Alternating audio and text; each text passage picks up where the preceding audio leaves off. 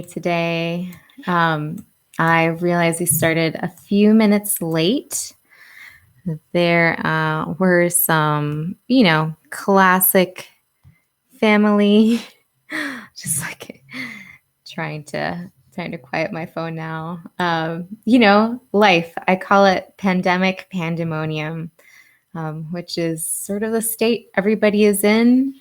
Um, you know, some people worse off than others, some days better than others. For me, it was my dear, darling child, toddler, melting down 3 times for nap time and still refusing to nap, plus technical difficulties. For those of you that have been scrutinizing my backgrounds, I'm in a new space just for today, maybe. Major thanks to Emily Fox and Steve Ratcliffe for lending me their space as a studio today, while my amazing partner, Chris Baker, takes care of the kiddos. Thank you, Chris. Okay, so on to the topics that we're discussing today. So you're joining us because we, the Unconscious Bias Project. Oh, hi, my name is Linet Mera. I'm the Executive Director of the Unconscious Bias Project. If this is your first time joining us, we are a small nonprofit based in Oakland and Berkeley, California. What we do is we provide creative, evidence-based resources to solutions to reduce and target bias and unconscious bias in workplaces and classrooms. Now, in response to the rising inequities, racism, discrimination that we're seeing, along with the rise of the coronavirus, we've decided to put together a whole host of online resources that are free to anybody and everybody with an internet connection. And that's our Together Against Bias series. In this series, we have several short videos. We have amazing articles.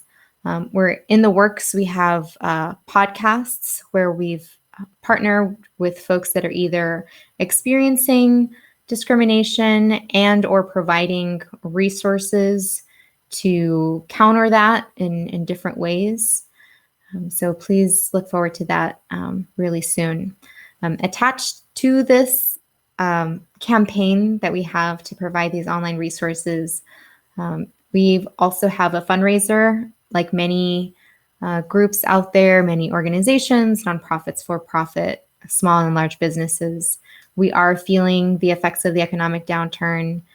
We are very, very grateful to be already, most of us have an alternative source of income in our team, but we do have some folks that don't. And all of these things that we're developing do cost money. So in order for us to bring this out to the public, we need your support. My dear friend Selena, who will be running the comments underneath this live, will put in the links for the fundraiser. We're actually only $80 away, last time I checked, to reach our goal. $80 is not too much. You can donate $5, you can donate $10. If your company supports donation matching, you can go an extra mile. If you don't have the funds, no worries. Please share our fundraiser. We're not trying to take money away from other equally worthy or even more worthy causes. We just really want to provide these resources and be able to continue putting them out there for the rest of this campaign. So please consider donating. We need your help at this time. If you can, any amount is fantastic. $5 is amazing. You will be surprised how much $5 can do for us. So thank you for that. Right. So today I want to talk a little more about racism, discrimination, and worsening inequities that we've seen in response to or along with the coronavirus. So last time I talked about Black folk, Latinas, and Native Americans or American Indians. And it since then, we've had a really tragic thing happened. You probably have already heard of this story. Ahmaud Arbery is a 25-year-old guy, kid, really. I mean, 10 years younger than me, was unfortunately shot and killed just for going out running. It's a really awful occurrence.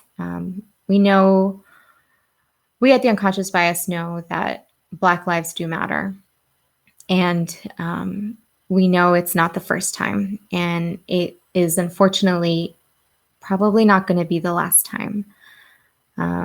If you can, I really recommend you check out Ahmaud Arbery's family's website. They have links on what you can do to help advocate for stronger controls on vigilantism. You can take action today to work against discrimination, the racism that's been so integrated into so many of our cultures. This isn't just the US. This is all around the world. We're having this problem. And it's historical, it's deep, and it's affected our institutions, it's affected our structures in society, it's affected our systems, and it literally does affect the everyday. There is no way that you or I are not somehow involved in this, because simply by being a part of the system, if you are not Black, you are benefiting from it. That's how privilege works. So I know I got really deep. And what I want to give you as a message is you can do something about it. It is deep. It is long. There is a very profound, long history of racism, of discrimination, of mistreatment, of violence against Black folk, especially Black men, and definitely Black women. And but you can do something about it. You don't have to just say, well, it's a long history, everybody's biased, we all have unconscious biases, can't do anything about it. No, we can. You can. We've been here through Unconscious Bias Project. There's so many other groups also that are talking about how to be anti-racist, how to, fight unconscious bias, how to take action, how to advocate for policies, how to vote, vote for candidates in the upcoming election. Pardon, there will be the sound of Emily's dog coming by. Hi, Maggie Moo. There are opportunities for you to vote. There's opportunities for you to act to center Black lives, because it's very important. Okay, so I really had to address that before we moved on. And there's very easy things you can do. You don't have to, become a politician to make change. You can sign a petition. You can call a representative. You don't have time to call a representative. You can donate. You don't have the money to donate. You can share. You're not on social media that much and you feel uncomfortable with sharing. That's okay. You can take personal steps to reduce your own bias. You can take personal steps to be ready to act in the moment when you see something happen. You can be ready to report incidences of discrimination, no matter how small. Those small things are what add up to these, larger violences. You can become aware of how these things happen. And I'm centering on Black lives because of this recent event, but this is true for everything. This is true for every group. once you become aware of how women are discriminated in the workplace, at home, how they're portrayed in the media, once you just become aware just a little bit, that's enough to then take the next action to say, okay, I'm going to do something about it. So what are you going to do? You can take charge by reducing your personal biases. You can take charge by intervening in moments of bias, by intervening when you see something happen, when somebody says something. Now, at the unconscious bias, we have a specialization in those small sort of awkward moments that you're like, do I say something? Do I not say something? But this is also true for bigger moments. And it can be even more important in those bigger moments. Again, we always recommend that you proceed with safety. If you do not feel safe in that moment, you should call for help, right? But if you do feel safe in that moment, you should proceed. You should reach out to the person that's the target. You should, try your best to intervene in that moment. Anything, even something as small as waving hello, can make a huge difference, right? If just waving hello can make a huge difference. Just saying, hey, hold on a second, this is going out of hand. That's all that really needs to happen to intervene sometimes. And we have more of those resources on our website on how to intervene in moments of bias. We have a bystander intervention flyer that we created with folks at UC Berkeley that we really recommend you seek out and download if that's something that's interesting to you. You can take action. Okay, so I'll try to close that chapter. And I do have to say, we mentioned this in the last slide, but there is also racism between groups against other groups. So there is racism in China, for example, and some Asian communities and Latina communities against other people of color, right, against Black folk. And that is still something that we can address and we can do something about. If you're a part of an organization, be vocal about it, share resources, talk to your HR person. You don't have an HR person that cares about this stuff, tell your executive director, tell your boss, tell your, middle manager. Like, the more people talk about it, the more it becomes a thing, the more we're going to have resources for it, the more you're going to be able to do the right thing. Your company can do the right thing. Your organization can do the right thing. And not everybody has to be perfect, right? That's one thing. If you're going to take away anything from this live, is it doesn't have to be perfect. All you have to do is just get started. And I really want you to get started. Okay. So we're already almost at time, but I do want to talk about our awesome writer, Alexis, is putting together the response, or the second part of the article that she put out on disproportionate effects of coronavirus on inequities. And we're currently going through the editing process of the, what are solutions, what are actions we can take to address inequities. And so I really, really encourage you to look out for that article. It's coming out early next week. I think it's Monday, Selena, maybe. I believe it's Monday. It's really great. It's packed full of links, packed full of resources, packed full of information. Any little action you can take, or any big action you can take, there's links for it. And if we forgot one, if we missed one, if you have a favorite social justice activist group, if you have a favorite advocacy program, if you have a favorite nonprofit that's providing either healthcare or economic relief or resources, if you have, maybe it's a social group. So for example, I know of the social distance powwow community on Facebook that's been just an incredible wealth of community and connection for a lot of American Indians out there right now that are missing those strong community ties and organizing that they do. That's so central to their culture. All of that's really important. So if you have those resources, if you have something, an article that you came across, something that's interesting to you, please send it to us. Please post it in the comments. We want to know. We want to amplify. I mentioned podcasts. We want to do podcasts with them. We want to amplify those voices. We want to amplify those solutions.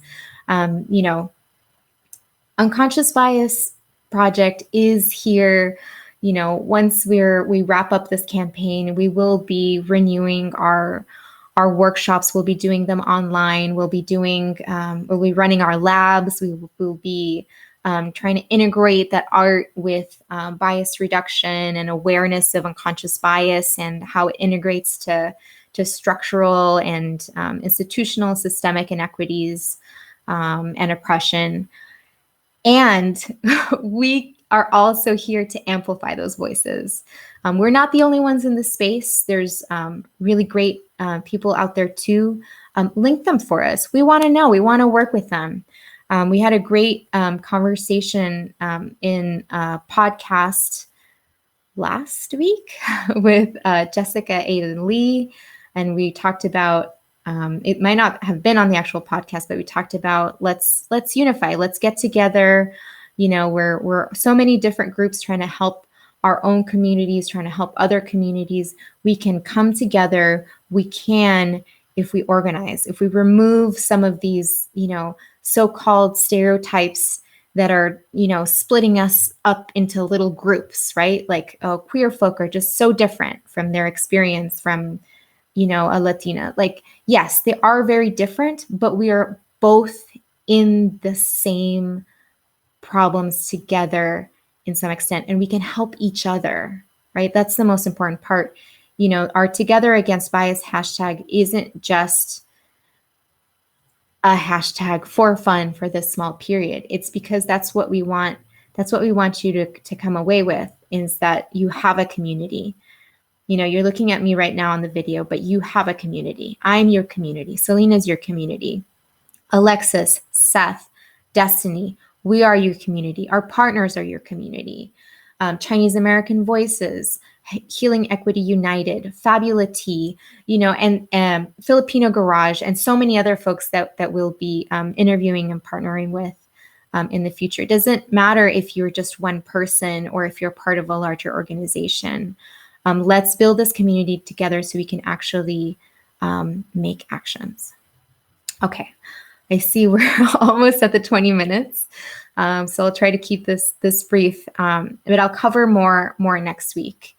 I just felt it was really important for me to stress these points. Okay. Yes. So things are getting worse. In good ways, we're able to, there's no way anybody can question whether or not there are disparities in our health system. There is no way now anybody can question whether we have problems in how our socioeconomic structure has been developed or is reinforced. It's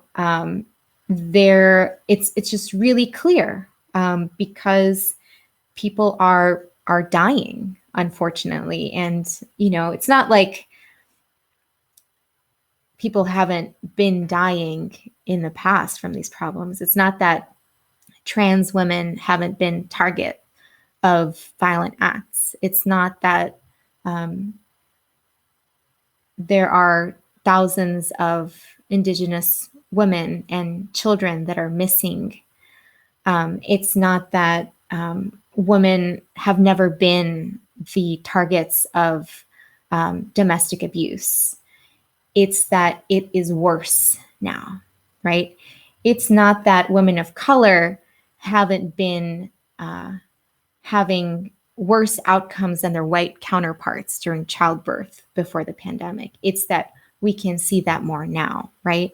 People are reporting, people are paying attention, and what we want to do is to show that, highlight the, yes, okay, we are aware, we are accepting, this is a reality, and let's try to target the underlying problems. So a few groups that I want to bring attention to, and we'll work on talking about solutions and what actions you can take in the next live. One group are people that are incarcerated, and this isn't just people that have been in prison under the justice system, whether for minor offenses or greater offenses. But this is also, uncles' children that have been detained by ICE. These are people that are being kept in really close quarters without adequate access to medical care, without adequate access to, hand washing, masks, right? How can you keep people in prison in a small space and not have spread of the disease? We've already seen that happening. And of course, again, like I was saying, this is all tied to all of these structures. It's all tied to the history. Who are the people that are most likely to be incarcerated right now? Yes, I'm asking you. Exactly. It's brown and Black folk every single time. Disproportionately, even though we are a smaller percentage of the entire population, we are more likely to be represented in prisons. And if you think about what's happening right now with coronavirus, we're starting to see reports about Black and brown people being stopped and arrested for not wearing masks. This was a report I think I saw from New York City. This is a problem, right? And where does it come from? Is it, they're just not educated, they're not wearing masks? No, that is not the problem. If wearing a mask is mandatory, cops should be handing out masks, right? That's logical.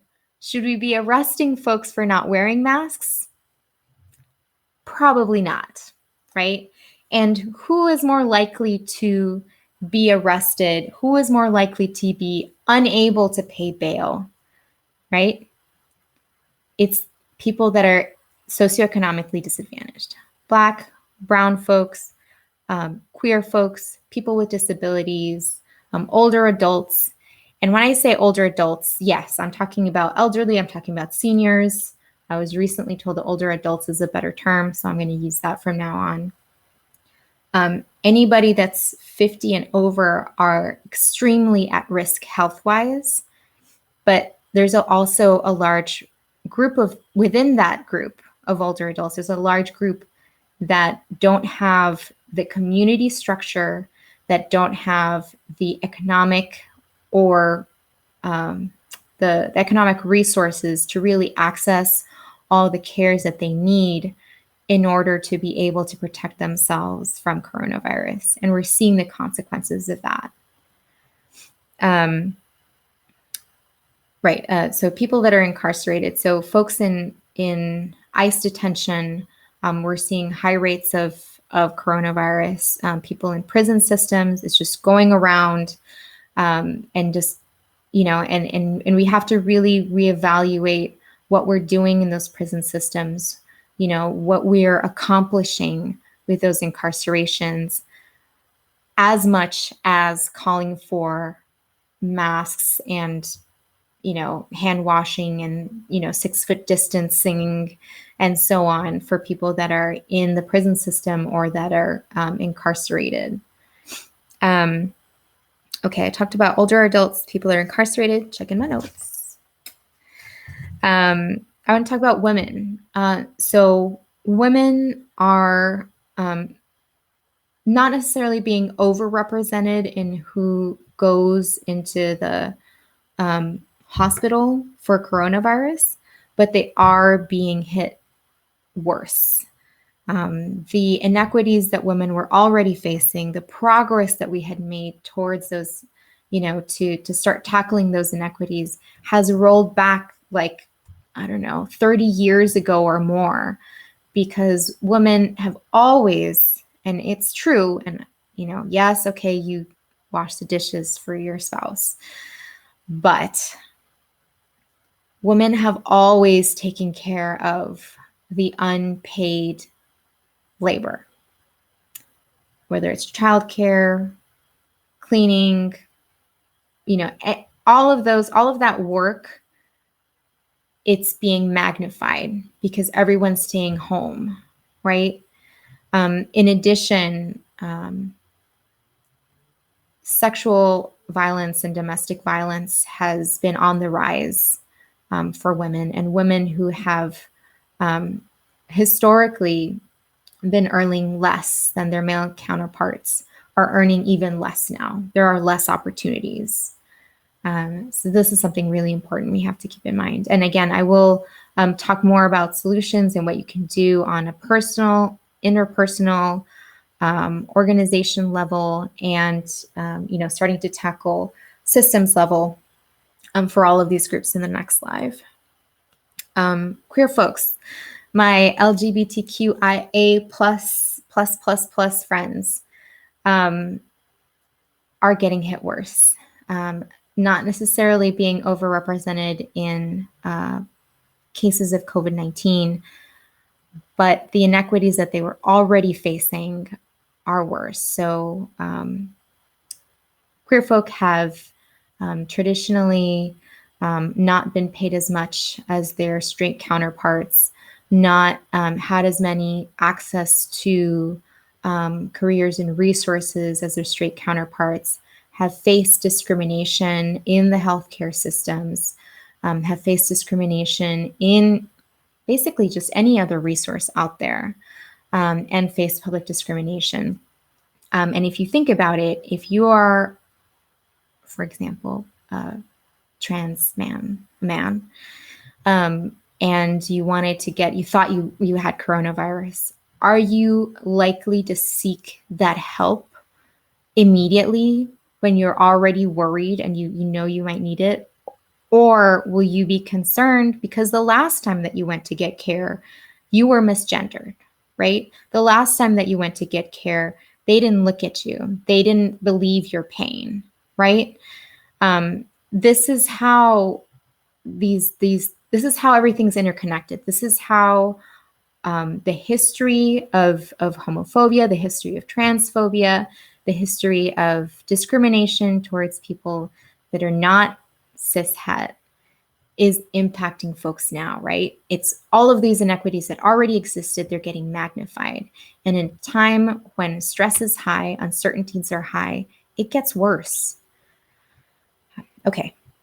Oh, and this is going to be part of the article. There is some legislation, I feel. I think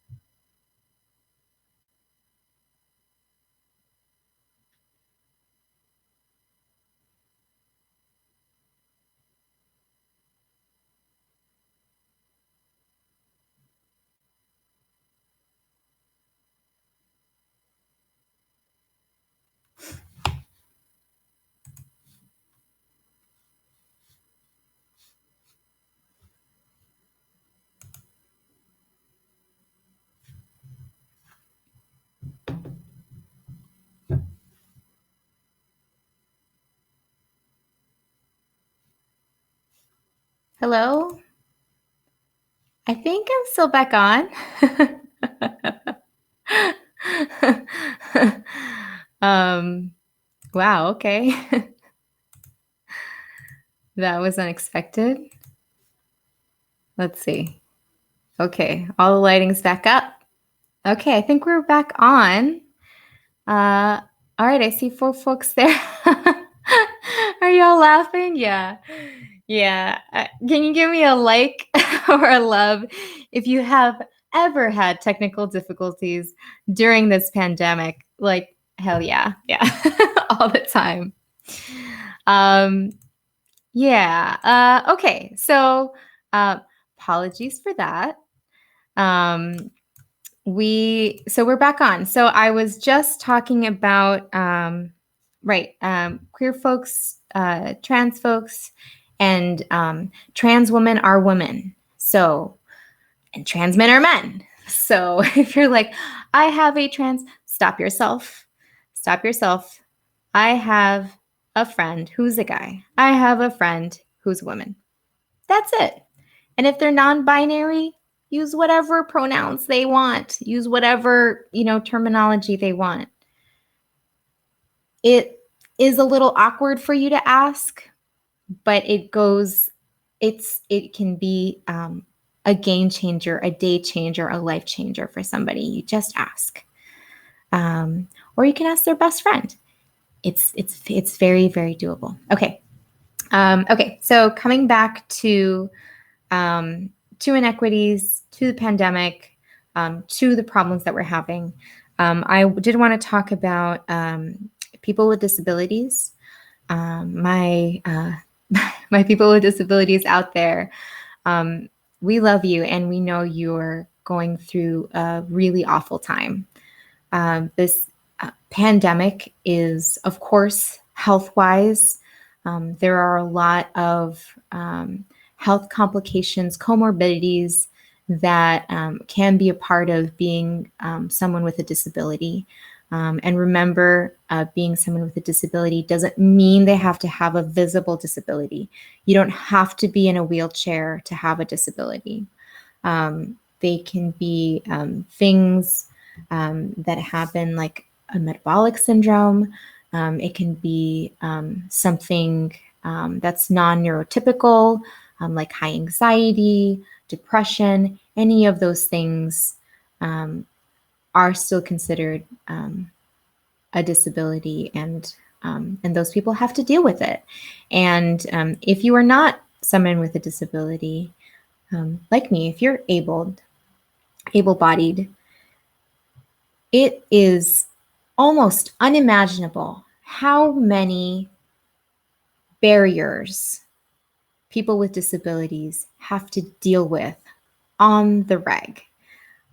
This can be dealing with how to get medication, dealing with how to, get a wheelchair repaired, dealing with, just going about your daily life. And it does have a socioeconomic link there too. And there is historical bias and discrimination against people with disabilities. We're really lucky out here in the Bay Area to be in the center where a lot of activists in the disability community have been very vocal, and there's a history of that here. And even then, we still don't have sidewalks that are great for people in wheelchairs. Even then, we don't have as great a transportation system as we could have.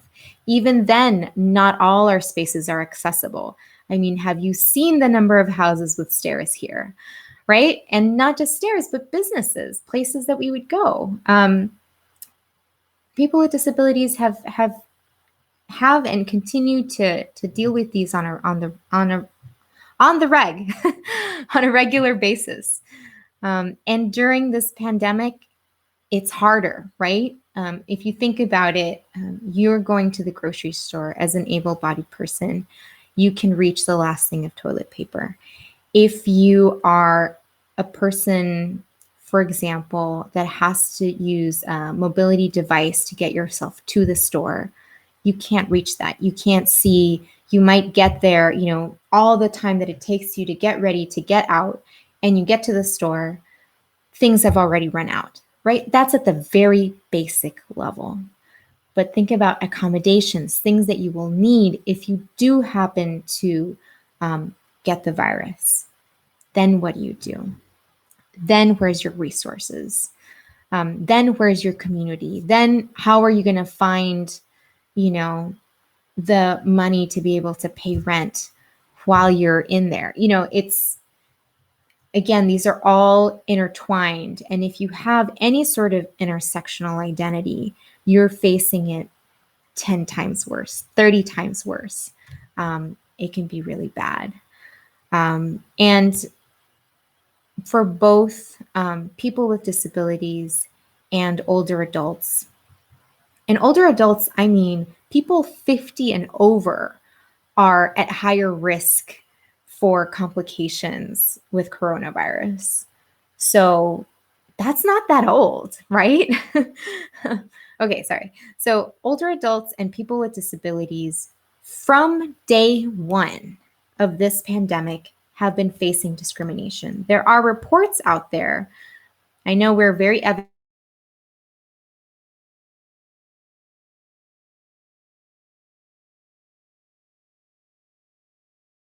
Didn't mobilize fast enough to start putting things in place to deal with a pandemic, to deal with the problems they were going to have, because the perspective was, well, it's just old people. It's just, it's just people with disabilities. Like, they're not really contributing to this economy. They're not really, they're not really me. It doesn't really affect me. So why would I do this?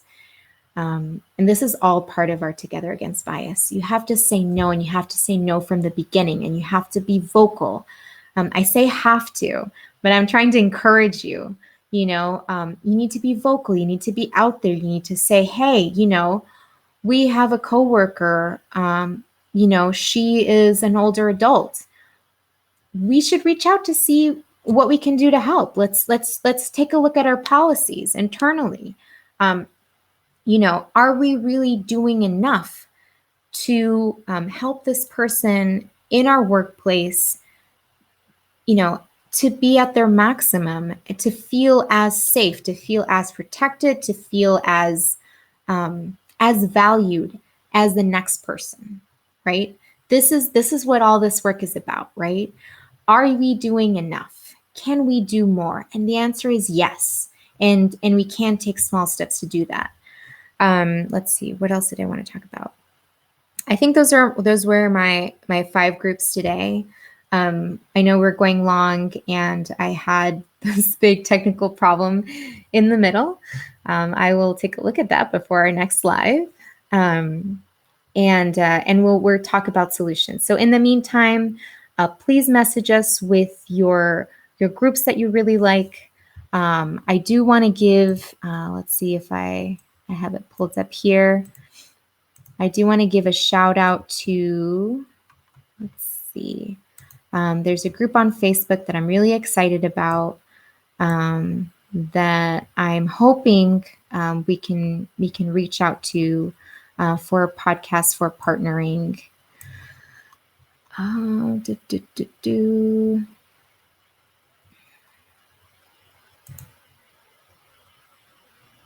I believe it's the East Oakland Collective. Is that it? No, that's not it. Okay. Well, I will come with it for the next live. My apologies for that. Yes, we'll talk about resources. Again, Black, brown businesses, women-led businesses, queer entrepreneurs, people that have been affected by the prison system, their businesses, so that they've already left, undocumented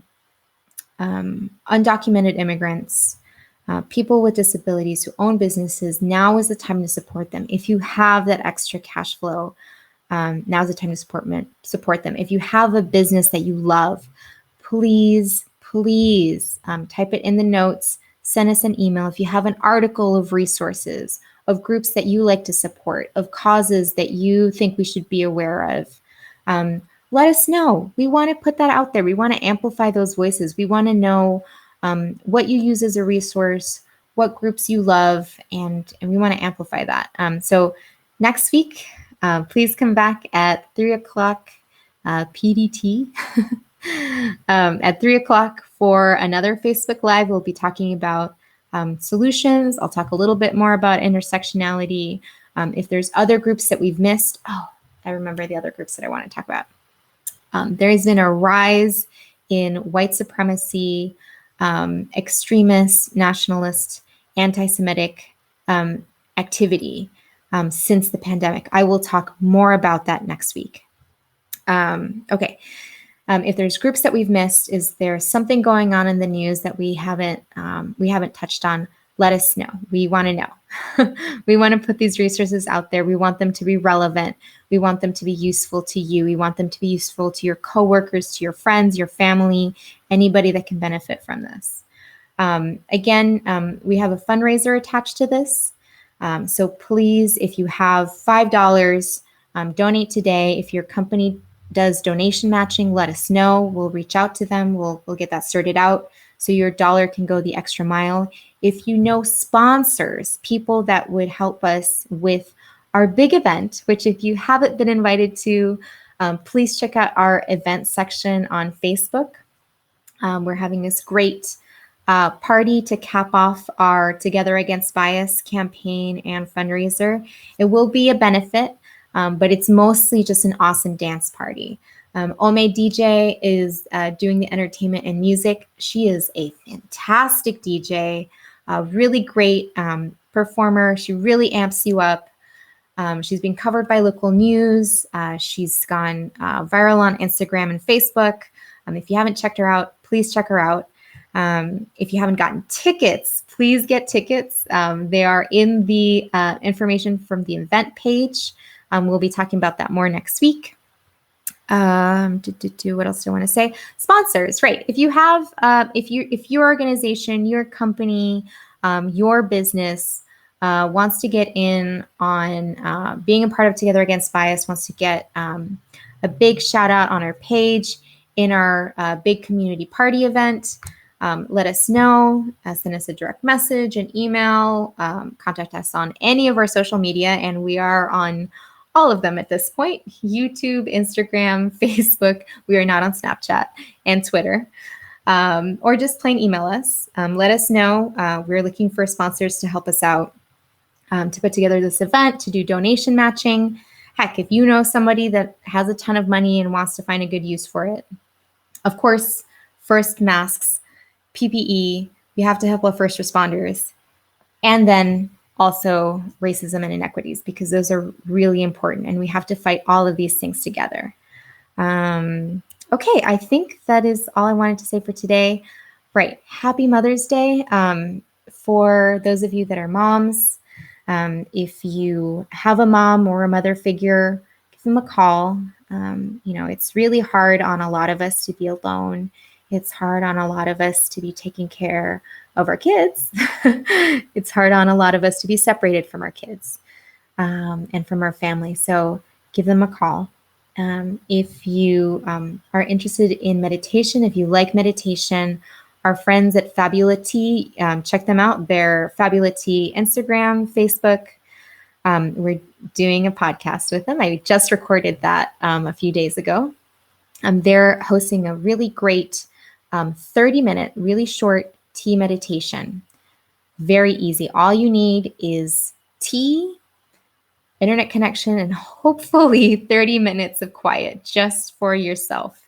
It's a totally free event. Donate what you can if you want. First of their kind live event. Please check it out. Yeah. Thanks, Selena, so much for running the comments. She's also an amazing mom, as is Erica. They're amazing people.